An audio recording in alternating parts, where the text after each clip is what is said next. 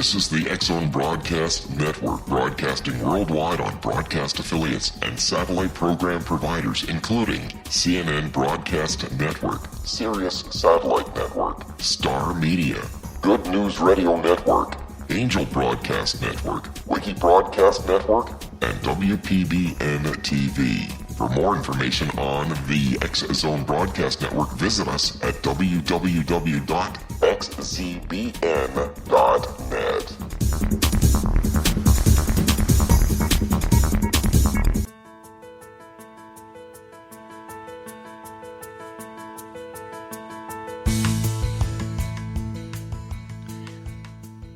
Welcome to Connecting with Coincidence with Dr. Bernie Beitman, MD. That's me.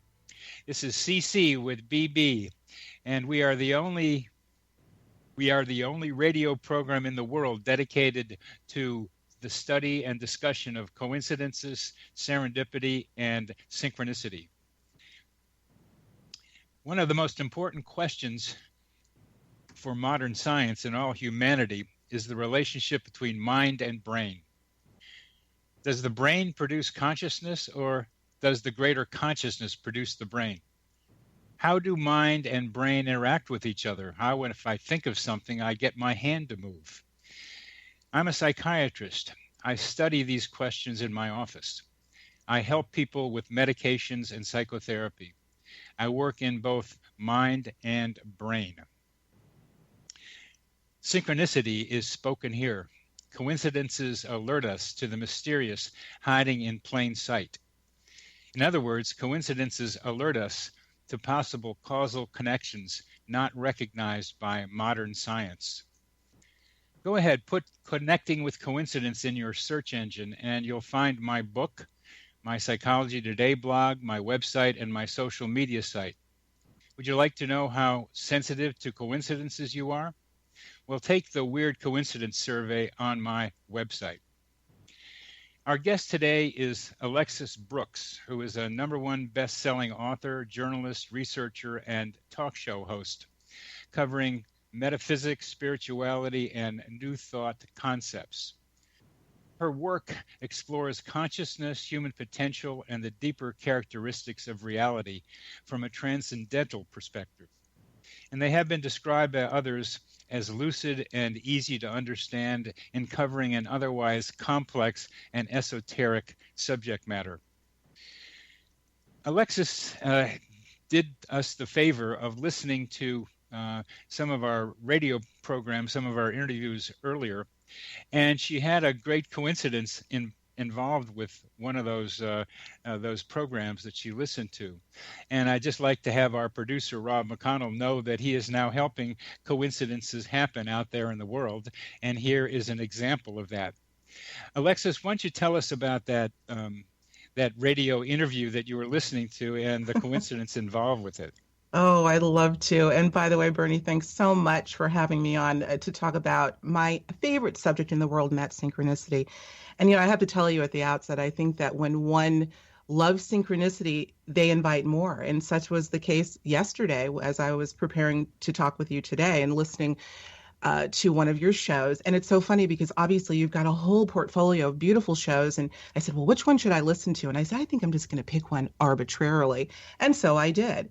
And that interview happened to be with Jennifer Palmer, who I will be honest, was not familiar with prior to listening to the show. But what was the arbitrariness of it? Because that's the kind of that's the fun that I know you have to have. I know I do. Yeah. Is somehow you do something by feel. Arbitrary isn't quite the right name for it. I'm being a little bit facetious. You're absolutely right, and that's why I kind of hesitated when I said arbitrarily. But again, if there's no conscious, let me study this, and I think I'll listen to this. I kind of said I'll pick this one. I'll take this.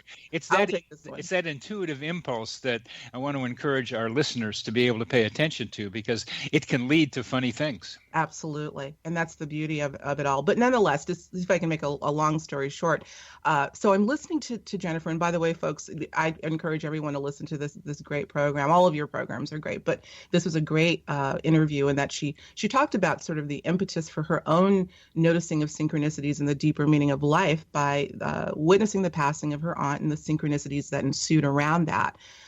But after that, Bernie, as you know, she went into what is really, I think, the focus of her work right now, which is this wonderful documentary that she was the center of called Time is Art. Yes. And I'm listening thinking, time is art. Why does that sound so familiar to me? Yeah. And I'm listening and listening. And as you know, we tend to multitask. And as I'm listening, I figured I'd go look up time is art and see, this sounds really familiar. I think I know this. So lo and behold, I went to the website that was listed in her bio, and there it was, the documentary film, of which the producer of that film had reached out to me some, I don't know, 5-6 months previously, and we lost touch. I thought, wow, here we go, a synchronicity within a synchronicity. But here's the kicker, Bernie. Prior to my sitting down to prep for this show today, I was having coffee maybe an hour or two before at my kitchen table thinking, I need to plan a trip to New York. I have a couple of things I've been putting on the back burner, one of which is to reconnect with the woman who invited me to be a part of the documentary, which is essentially a follow-up, I believe, to Time is Art. Yeah. So again, here we go. Universe is saying, okay, here you go. I'll make sure that connection happens. Well, So. to just highlight that, here you thought about seeing Katie Walker in New York before you listened to the interview. Absolutely. Although I have to tell you, I couldn't think of her name because it was vague. It was a brief connection we had made several months previous. But yeah. But it was Time is Art that put you was the trigger that allowed you to see it. But you thought about it, and there it was. There it was. And I just like that you picked it out from someplace. So this is the end. This is the end of this first segment, and we will continue to talk with Alexis in our next segment. Hold on.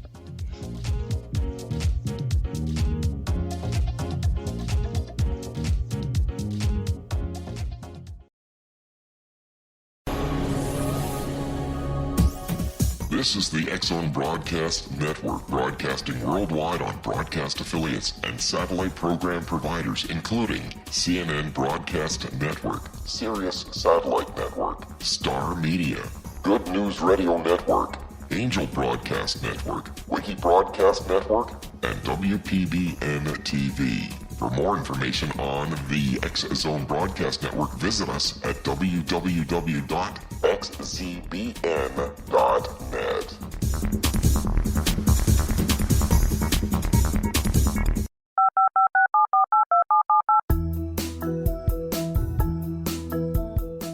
Did you know that when you're on the road with limited data or Wi-Fi, you can still listen to the X-Zone Radio Show with Rob McConnell, The Science of Magic with Gwilda Wiyaka, X-1, Dimension X, Space Patrol, and every minute of the X-Zone Broadcast Network by calling 213-401-0080, courtesy of Audio Now. No smartphone, app, or internet needed. It saves your data plan, and it's free if you have unlimited minutes. Call 213-401-0080 to listen on any phone, anytime, anywhere. Remember, 213-401-0080 for the best of the paranormal, parapsychology, and sci-fi radio programming anywhere, 24/7, 365.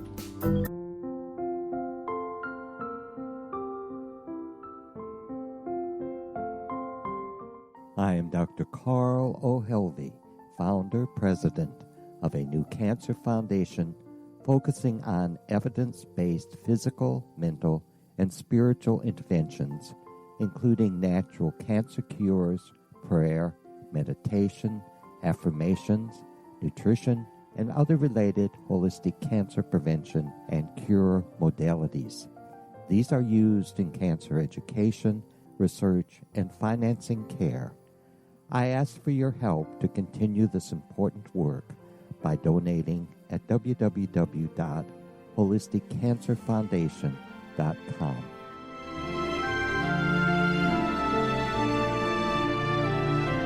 Hello, I'm Pete Marsh. With my daughter Justina, we will be presenting the new radio show, Too Good to Be True. If something seems too good to be true, it usually is. But with the help of Justina's amazing gifts, we're going to gain insight into questions that don't yet have complete answers.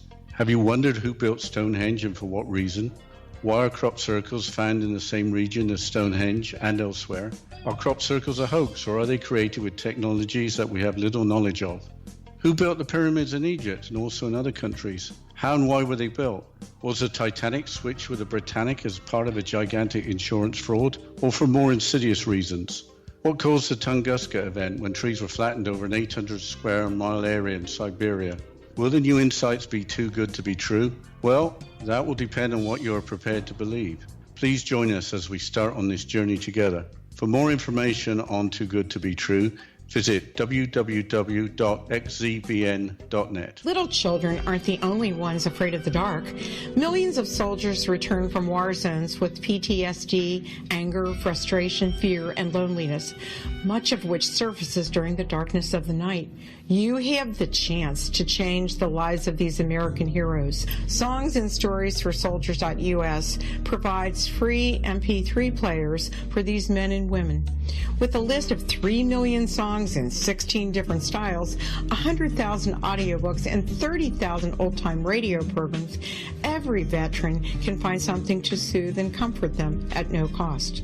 All our players contain an 8-hour audio program designed to help veterans fall asleep. With 1,500 plus vets now participating, it's our goal to deliver 10,000 audio players this year. Go to our website at songsandstoriesforsoldiers.us. Help us help a veteran make it through the night.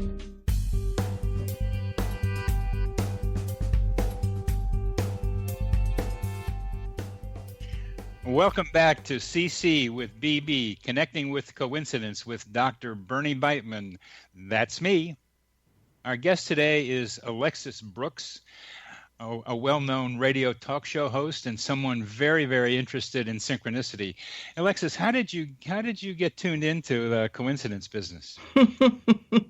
First, I've got to say to you, Bernie, I love the fact that you sort of dip in and out of coincidence and synchronicity. And I have to just say, for the record, I do feel that these are coincidences in the truest sense, as we look at these sort of coinciding of events that meld together and make what we call synchronicity. So I just had to say that. I think that's great. Well, I am trying to make some clear the distinctions among and between coincidence, synchronicity, serendipity, and a lesser known idea, seriality. Because I want to use coincidences as the overarching term, because too often people use synchronicity to cover a wide range of possibilities. Agreed. Where what I'm trying to do is break down the coincidences into categories. And there are some categories that are pretty easy to define right from the beginning based on the forms of coincidences. By that I mean some coincidences are between a mind and an event out there, just like your Katie Walker Time is Art one. You had the thought, and there was the radio program, but there was a thought in your mind and only you can see it. And then there are mind-mind ones where people connect between their minds telepathically and my best example are simulpathity, the experience of the pain of a loved one at a distance. They're both internal to the two people who have to report it. And then there are thing coincidences where any outside observer can see those observables. So this is a way of getting a little more scientific and less kind of metaphysical but synchronicity was where we started. Right. Well, I have to just kind of piggyback on what you're saying, Bernie, because I think that the thing that is undergirding all of this, and we as humans tend to like to put things in categories and nice, neat little buckets, et cetera. But the thing that I find really fascinating is this thing we call non-locality. Non-locality, many of those who are fans of quantum theory, quantum mechanics will be familiar with that term. And I'm not going to get into all of that. I bet your listeners are quite familiar with that dynamic. But I wouldn't bet on that. You wouldn't? I okay. wouldn't. Well, we're not going to get into that right now because you had asked me about what the impetus was for me. I have to tell you, and I'm asked this frequently, I think I landed here on this planet being interested in this stuff. I have to tell you, absolutely, even as a young child, although I certainly wasn't learned, from a book, from a research standpoint, I hadn't put it in any context, but I have been an experiencer of phenomena, including synchronicity and precognition, since I can remember. And I grew up in an alternative household with parents both very left-brained, and my dad was an MIT scientist, my mother an educator. But when they took the hat off of their jobs, they sat down and talked about life after death and reincarnation and synchronicity and et cetera. Wow. So that was nurtured in me. So there's no particular moment where I had an epiphany and said, oh, I think I'll study this. It's just always been in my life. And it's grown. And that's what I'd love to talk about that. It's grown.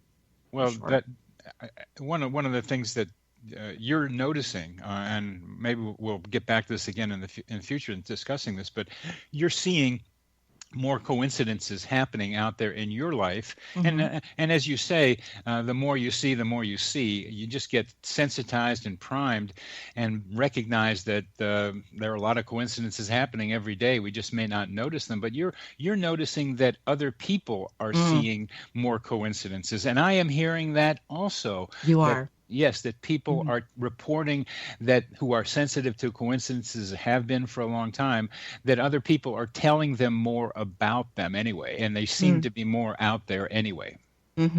Well, I think this is a big subject, and I think this is where it comes down to, it goes from sort of a whimsical and fun and novelty sort of thing to talk about to a very integral part of the human experience and the human development. And yes, unequivocally, I am getting more and more people telling me that they're having more synchronicities in quick succession, something that I don't know that I'm the one to coin it, maybe I am, called synchronicity clusters. And that is where a number of synchronicities will happen to an individual, not necessarily connected, maybe they are, but in a short period of time. Such was the case with me. It still is, really. I think I'm on kind of a synchronicity run right now. But yes, I do think that I know that I'm hearing from more people, certainly through my radio show and people emailing me.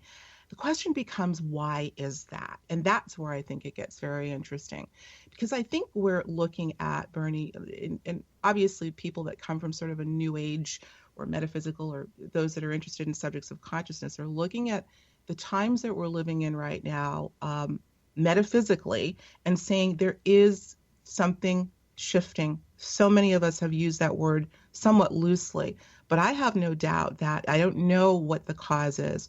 Is it some speculate that our magnetosphere is literally thinning. The magnetic field around our planet is diminishing. And some people are translating that to if you look at the magnetosphere as sort of a protective barrier between us and everything else out there, if it's thinning, we're now perhaps getting more access to everything else that's out there, including incidents of ESP, extrasensory perception. So I wonder that, I ponder that. I obviously can't make a case for it, but I do feel that there is some dynamic in our human experience, perhaps in the cosmos itself, that's shifting, that's allowing for more of these experiences to happen, because they're definitely happening.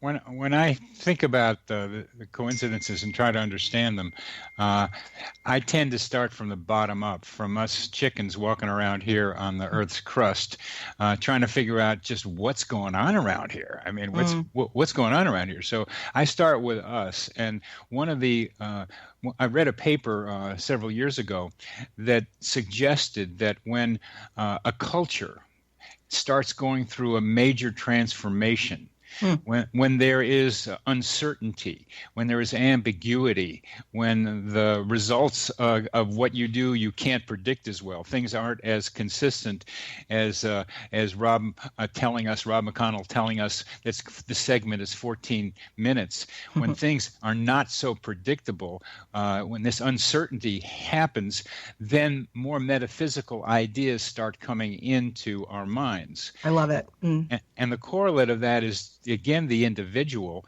that coincidences tend to be increased in times of transition, need, and or high emotion, when, again, there is indeterminacy in a person's life. And I like to think of it almost in the same way that you're using thinning of the veil. I use the term the kind of breaking the webs of ordinary reality and letting stuff coming in. I'm following you completely. You said a couple of things, buzzwords for me. The first thing I want to mention is emotion, and this too I have pondered. Emotion is a very, very powerful thing in the human experience, and as we think about the idea that there may be other intelligent species out there, and I do in fact cover that very elusive topic in my work. We're talking extraterrestrial and beyond. The one thing that it is, when you juxtapose the human species with perhaps others, the one thing that we have going for us is the ability to emote. An emotion, which is in fact has a frequency, a signature aligned with it, or connected to it.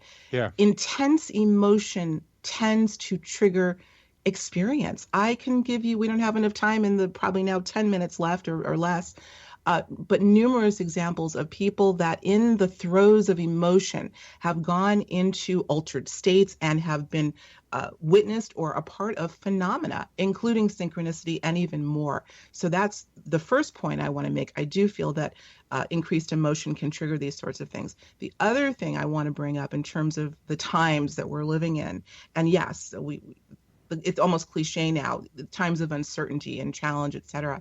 I have a chapter in my book, Conscious Musings, called Dichotomy of Consciousness and the Precipice of Change.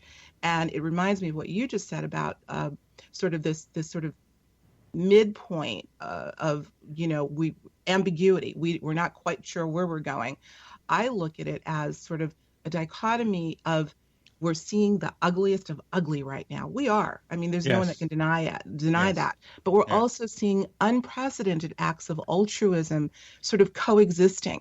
And as I say in my book, they're sort of duking it out.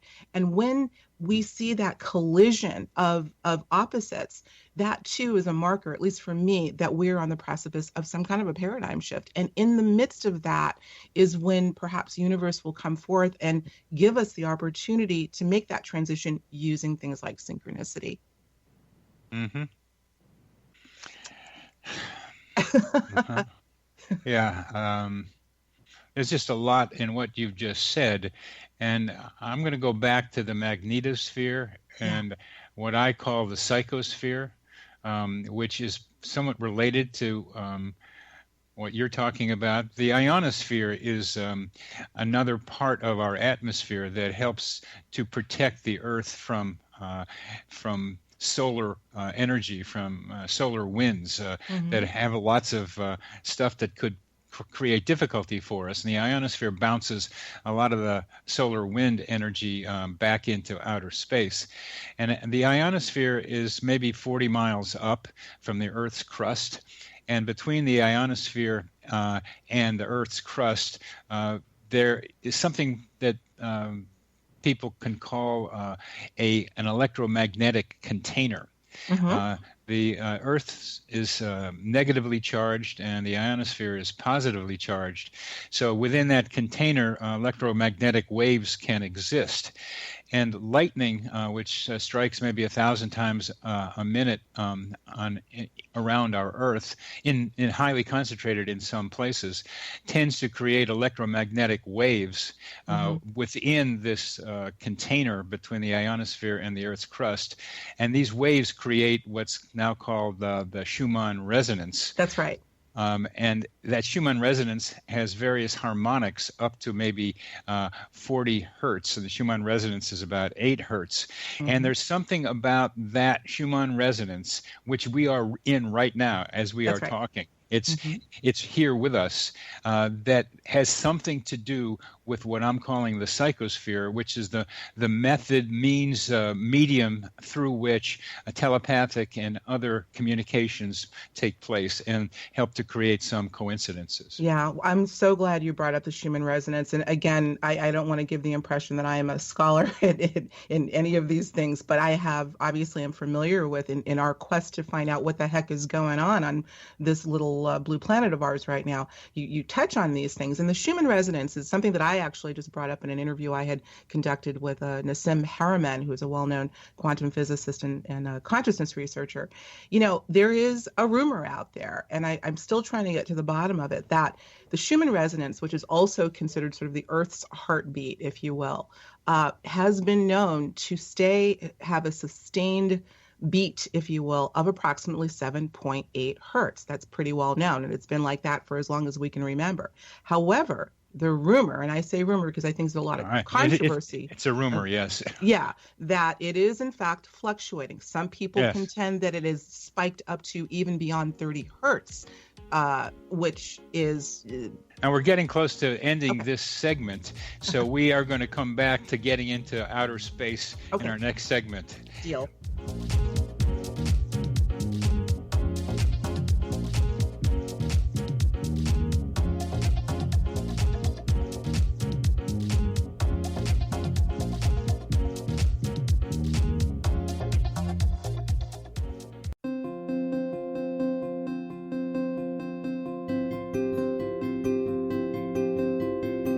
Dreams are our personal gateways into infinite wisdom. Don't miss shamanic counselor and indigenously trained dream decoder Sandra Corcoran's inspiring book, Shamanic Awakening Between the Dark and the Daylight.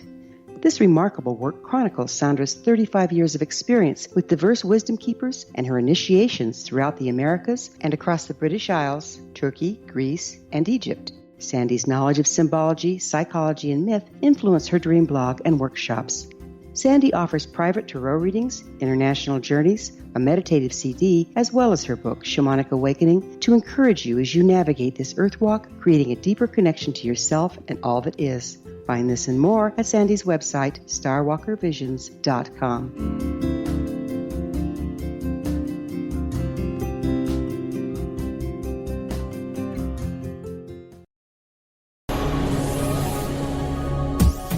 This is the X-Zone Broadcast Network, broadcasting worldwide on broadcast affiliates and satellite program providers, including CNN Broadcast Network, Sirius Satellite Network, Star Media, Good News Radio Network, Angel Broadcast Network, Wiki Broadcast Network, and WPBN TV. For more information on the X-Zone Broadcast Network, visit us at www.xzbn.net.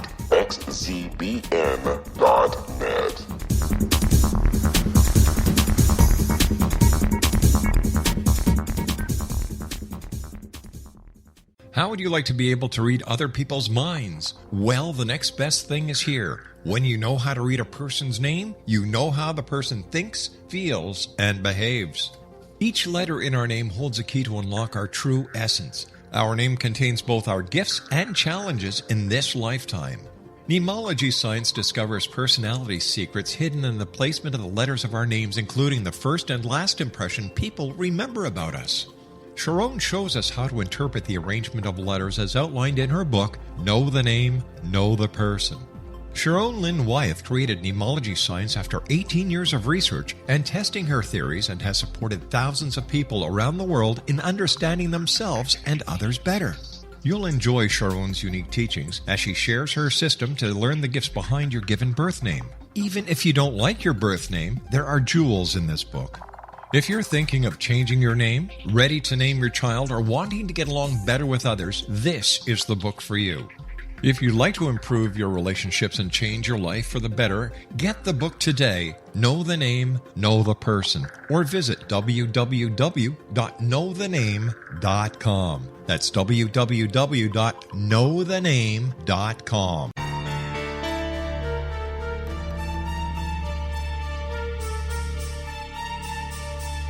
Hello, I'm Justina Marsh, and with my dad Pete, we are going to present a new show called Too Good to Be True. Together, we are aiming to discover more truths about this world and beyond. Do you have unanswered questions about the world? Do you ever wonder about aliens, conspiracy theories, or the universe? There are many shows discussing subjects such as pyramids or UFOs, but we want to relay this information based on our own research, including from spiritual means. Hopefully, listeners will be helped with their own beliefs and will appreciate the psychic insights that add to the previous research and information. We both look forward to sharing this insight and beginning this journey with our listeners. Visit xzbn.net for more information about when to listen.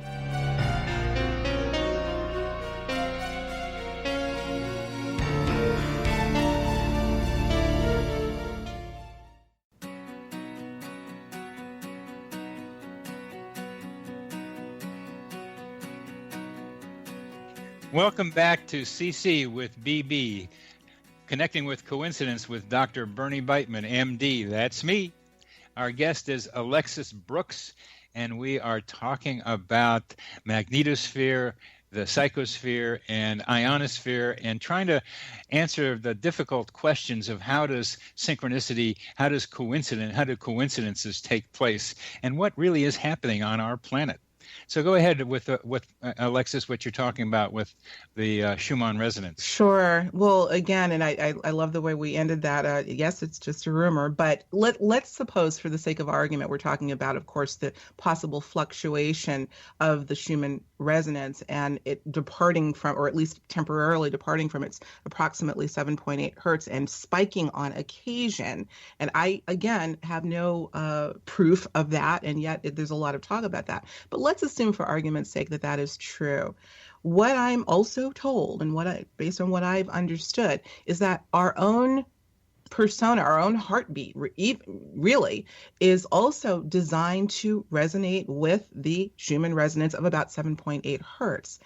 If in fact, and this is just a hypothesis, if in fact there is some truth to the fluctuation of the Earth's heartbeat, and it is on occasion going out of sync or way above the 7.8, something is happening there which is either throwing us off or maybe trying to pull us up so that we stay in resonance with it.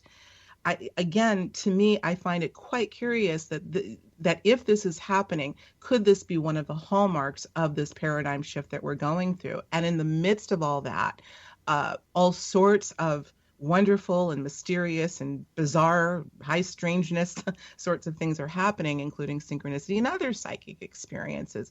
I'm talking to people who are telling me stories of seeing,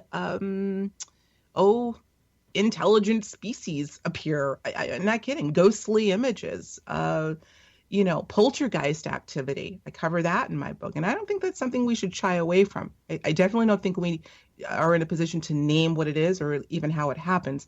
But when you follow the clues and you see that there is a consistency to the stories, the anecdotes are what I love.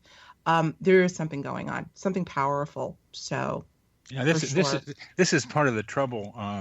Anecdotes are part of the trouble in trying to do what I'm trying to do with establish a kind of a science of coincidences, because a lot of people, there are different attitudes towards anecdotes. One anecdote is just an anecdote, 10 anecdotes are 10 anecdotes, while other people would say that 10 anecdotes become a hint of something going on, which is mostly the way I think about it.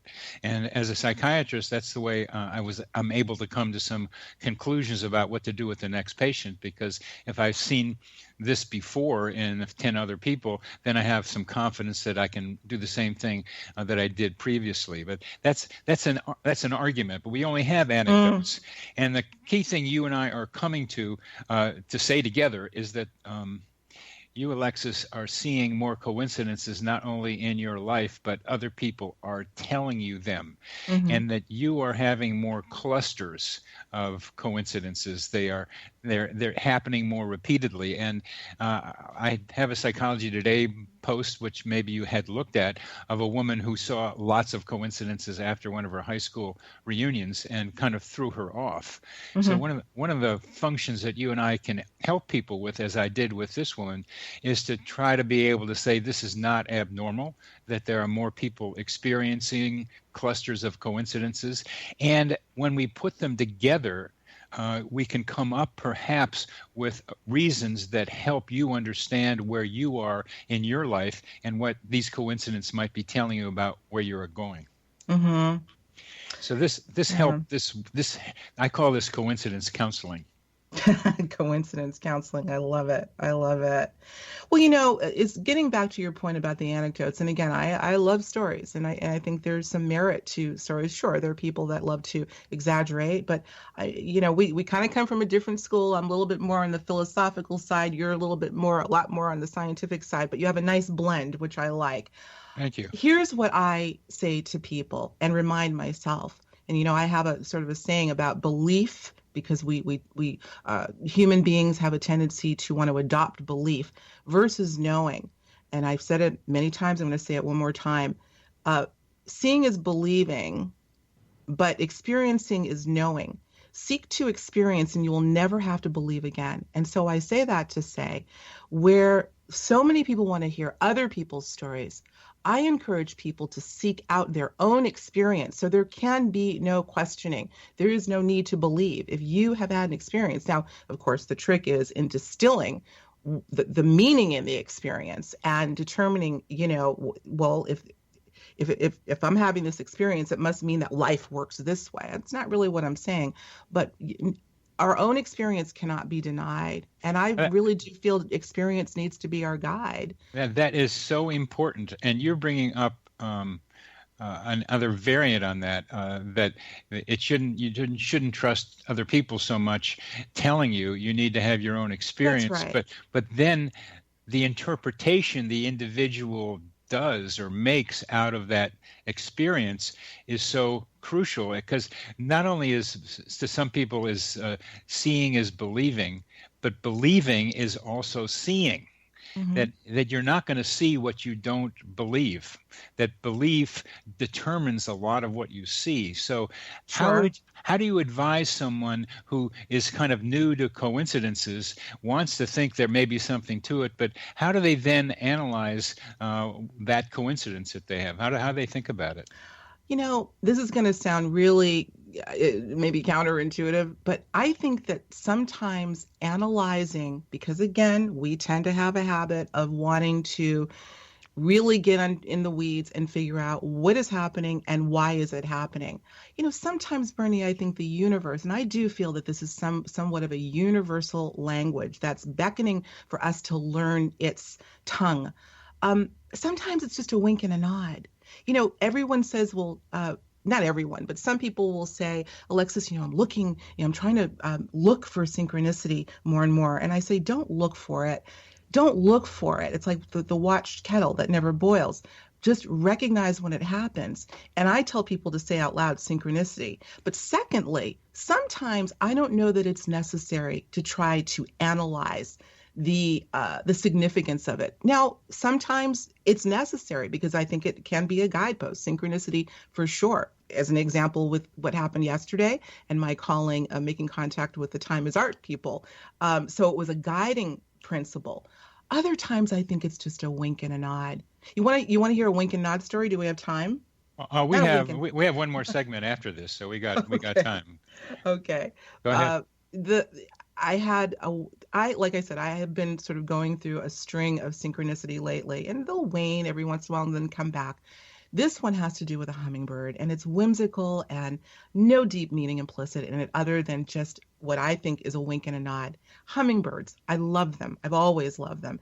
And as we know with hummingbirds, they're very fleeting. They're very hard to get to sit still if you want to take a picture. And such was the case with me. I thought to myself, I would just love to get a picture for myself of a hummingbird, but I knew it wasn't going to happen. So I said, well, maybe I'll just try to search for one on Google and put it on my iPad, my tablet. And so I did. A beautiful image of a bird in flight, hummingbird. Fast forward a few days, I had flown out to California from the East Coast, where I'm from, to cover a conference. And after the conference, my husband and I had a little bit of downtime in Palm Springs, which we often travel to. And as I'm sitting having coffee at this beautiful resort that we're staying in, what comes right in front of me but a hummingbird? Right in front of me. Not once, not twice, probably a half a dozen times. I mean, it just wouldn't stop.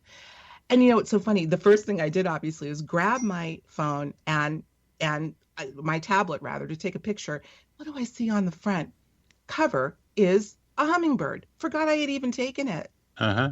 And I was able to get such a beautiful image of the hummingbird that I was able to replace the tablet, the image that I got from Google.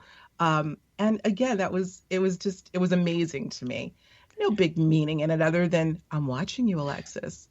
Wait, let's go to that in a minute. But you were thinking about it, and there it was, and mm-hmm. that's so much fun to be able to have that happen. Yes. When you use the phrase "wink and a nod," which you could describe this as being, if someone winks and nods at me, I'm going to be paying attention to that person. Well, sure. I think that, yeah. Well, So, I think that when I say the universe is wink and a nod, it's just saying I'm here and I'm connecting with you, and it's beckoning us to connect with it. Here's another thing very quickly.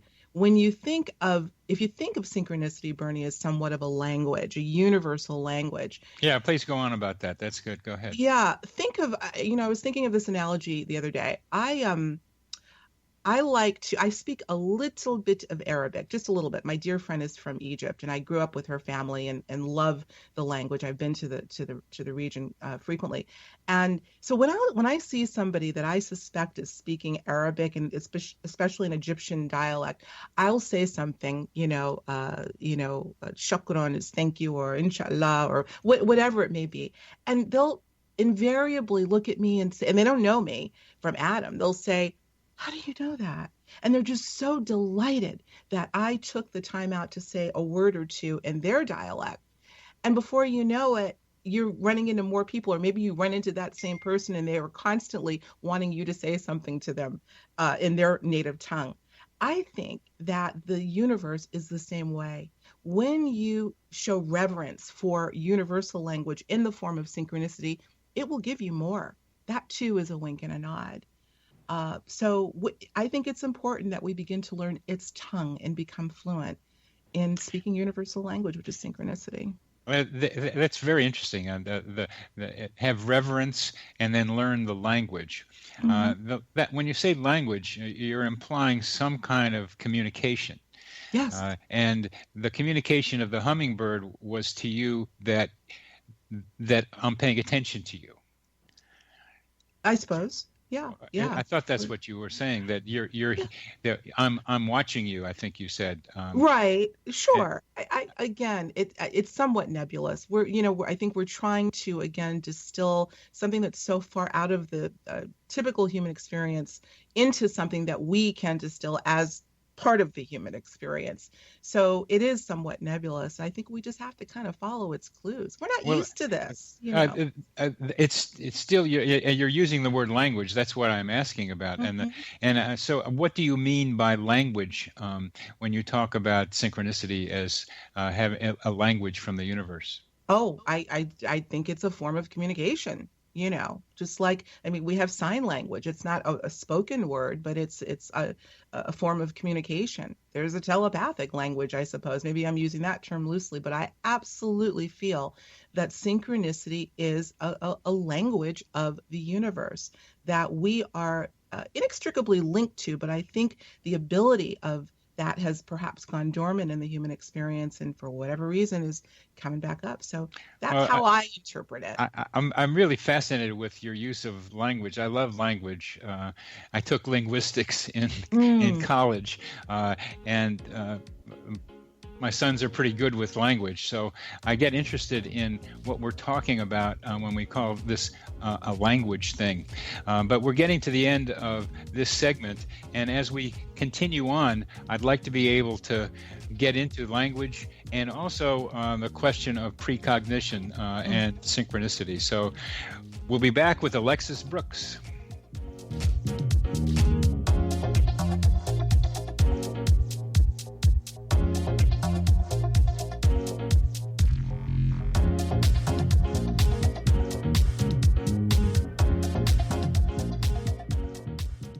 Hi everyone, Rob McConnell here, and I wanted to spend a moment on internet streaming. Everybody has heard about internet streaming, but not many know much about it. Did you know the internet streams just about everything? Movies. From new releases to old classics. TV shows. Almost every show, every episode, and much more. But the question has always been, how do you do it? Well now, thanks to the folks at 123 Ready TV, I have the answer for you. They have developed a simple program app, 123 Ready TV, that you install on your Windows PC, Android smartphone, or Android tablet that can have you streaming like a pro in less than 5 minutes. You truly won't believe how much is available or how easy it is to do until you try. And for a one-time cost of only $19.99, this product is a real winner. To learn more about 123 Ready TV, visit our website at www.xzbn.net.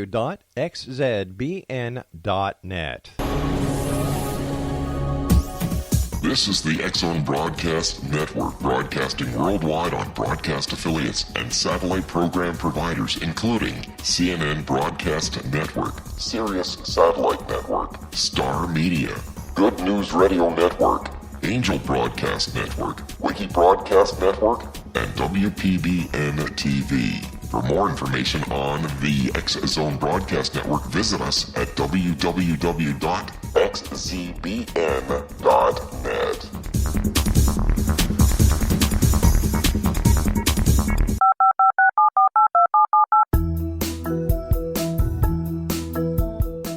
Did you know that when you're on the road with limited data or Wi-Fi, you can still listen to the X-Zone Radio Show with Rob McConnell, The Science of Magic with Gwilda Wiyaka, X-1, Dimension X, Space Patrol, and every minute of the X-Zone Broadcast Network by calling 213-401-0080, courtesy of Audio Now.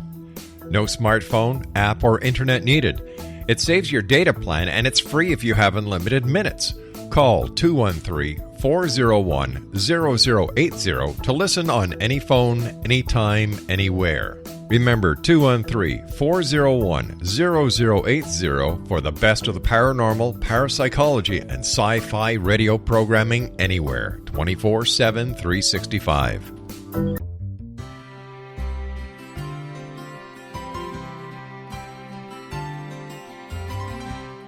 True healing must address 4 levels: physical, emotional, mental, and spiritual, for us to live joyful and productive lives.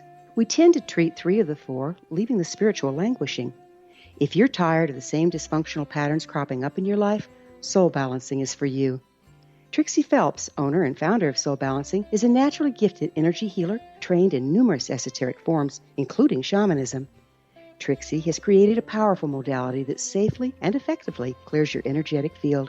A Soul Balancing session can remove interference, heal trauma, and restore your hope.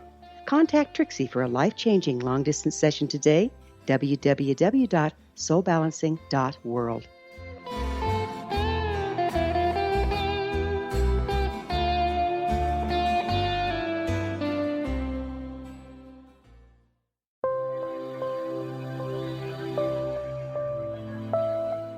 There's a legend shared by many indigenous cultures of a time when the nations were cast to the 4 corners of the world. Each nation was given a body of sacred knowledge that held a different portion of the truth to preserve. True reality could not be known until all the nations reunited, combining the information. If a single one was missing, the world could not be reborn and darkness would prevail. The Science of Magic Radio is dedicated to reuniting the sacred knowledge. With the understanding, none of us has all the answers, but together we can open new perceptions and possibilities. Through our combined vision, the world can be reborn into a place where darkness no longer prevails.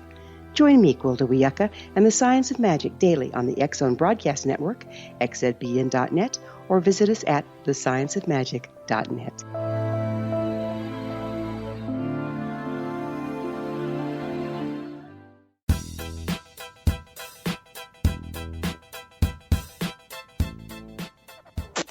Welcome back to CC with BB, the only radio show in the world dedicated to the study and discussion of coincidences, synchronicity, and serendipity. Our guest today is the delightful Alexis Brooks, talking about various aspects of coincidences, including now the language of synchronicity and how we need to be more sensitive to the potential communications of the language expressed to us through coincidences. Alexis, just a little bit more about that, and then we're going to go on to the precognition question. Mm-hmm. Well, in terms of what the synchronicity as a language, because I really want to. Maybe it's hard for you to clarify it, but I really like the idea. Language is a word, so it kind of limits us. Just even talking about what we mean. There's symbols, and I think it's a symbolic language to start with, and Absolutely. probably. Are you probably saying we should just let these symbols invade us, to come into us, become part of us, and let our intuition begin to put them together rather than doing too much rational thinking about them? Wow. Well, I don't know that they would invade or pervade even, but just the act of of noticing. For instance, as I think I said earlier, when you recognize a synchronicity, this is just a little thing for me. I advise people to say out loud, synchronicity.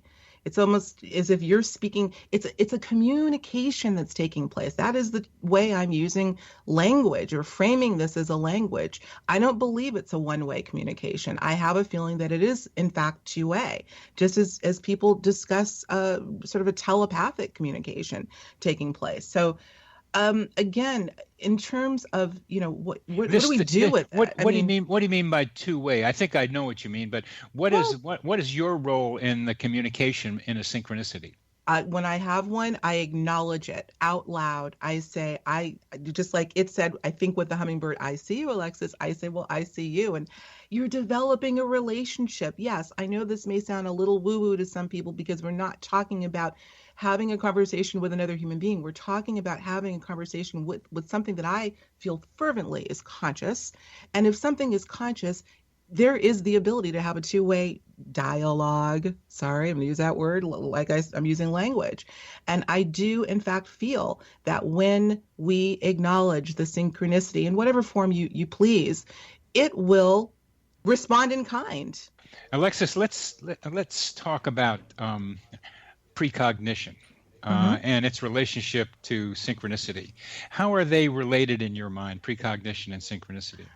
Well, I definitely do think they're related, and I've really had to sort of sit in contemplative mode and really kind of figure out how would you delineate, if you could at all, the two phenomena. And here's what I've kind of come up with. When you think of precognition, is what I say is all precognitions to me have a synchronistic aspect, but not all synchronicity is precognitive.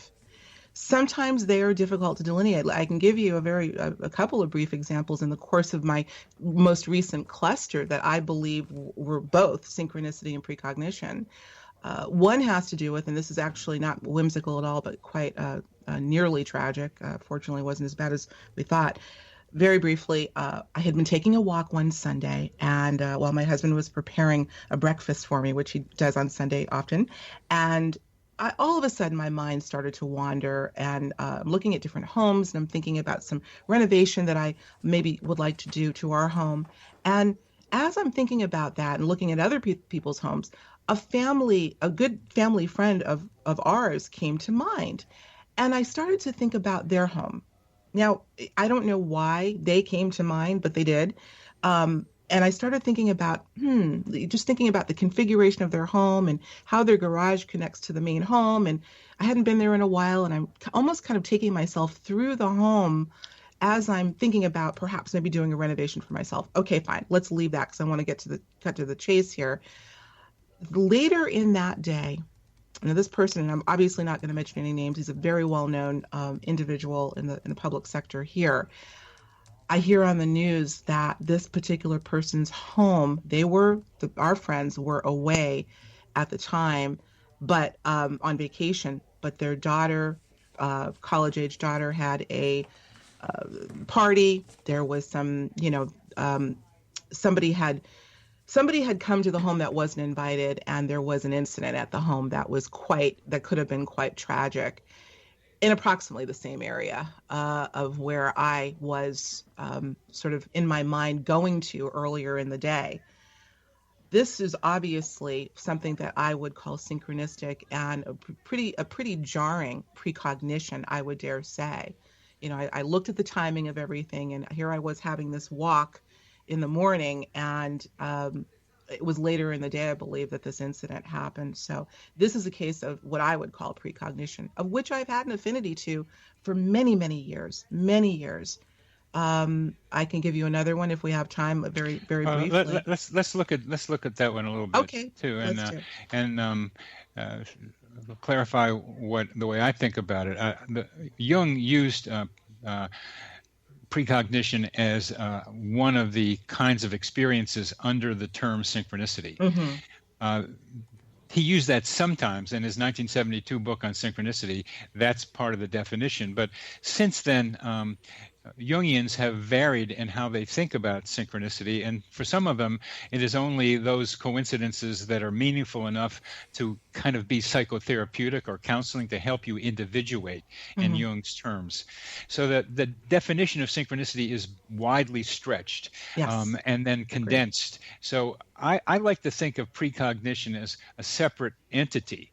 It can fall under coincidence, it can fall under synchronicity, but I like to define it as a thing unto itself that has to do within what we're thinking about as psi or extrasensory perception things. So tell me what your need is, Alexis, to keep synchronicity and precognition connected. I happen to think that there is a common thread that undergirds all phenomena. Remember at the top of the show, we were talking about this idea of non-locality, the ability to affect something at a distance, what Einstein, as I say, begrudgingly relented to as spooky action at a distance. So I don't know that you can separate any of these phenomena, not just synchronicity and precognition, but perhaps apparitional activity, remote viewing, past life flashbacks, you name it. It's a sense that I have that there is something fundamental that interrelates and interpenetrates all of these phenomena. But I do think that as far as precognition and synchronicity are concerned, there is such a gray area. Again, not everything is going to be nice and neat and able to be put in little packages. Absolutely. Right. know? So, and that's definitely one of those things where as much as we as humans want to just categorize and define, I really do feel, Bernie, that part of that universal process is knowing that it just doesn't work that way outside of the realm of the human experience. I mean, look, we're being touched with with something that's beyond the physical, and it just doesn't play by our rules. And I think it behooves us, if we're going to interact with it, that we start to play by its. So. What do you think of this way I have of thinking that I can almost explain precognition as a part of ESP kinds of experiences, including poltergeists as well as telepathy and clairvoyance, and also psychokinesis. I can't really say what the mechanism is, but I can almost feel that there's a mechanism there that will somehow be understood. But how I can feel a loved one's pain at a distance, that is an easier thing for me to be able to explain than a woman that I know who has had a string of 1,000 or more monkey symbols enter into her life as teachers for her. You know Gary Schwartz? Yeah, of course. Well, in his new book, Super Synchronicity. Not familiar with that. That's great. He was on the show. He's going to be on again talking about this, that the probabilities of being able of such a long string existing are really pretty low and much harder to explain than the clairvoyance or precognitive experience that you described. And then you go to these very low probability coincidences to say there probably is a higher intelligence running this thing in some form or another. Oh, absolutely. Absolutely. I love to quote Richard Feynman, and I've done that numerous times. Go ahead. Which he says, oh gosh, of course I'm going to forget it now. We do no harm to the mystery to know a little bit about it. Look, I guess I, as more of a spiritual philosopher than a scientist, am somewhat content to not be driven toward an absolute, I have to know how this works. It's that left brain for me kind of going on, and we all do it. We want answers, but I am somewhat content to just live and relish in the experience, and not be so, explanatory driven as I am. Yeah. And there's nothing wrong with that. You're inquisitive, and I think we all should be. Let's keep that journey going. I really love the way your perspective. It's really valuable to me to hear how you're thinking about it, because there are many who think like you, and there are some who think like me. But I just like to hear how you've made it clear how synchronicity and precognition fit together with you, and it's not unlike the way Jung started thinking about it. But in various ways change it. We are coming to the end of our segment, Alexis. It's been a delight talking with you, about coincidences. And it's lovely hearing you talk and lovely hearing you think. Thank you very much for being with me today. Thank you, Bernie.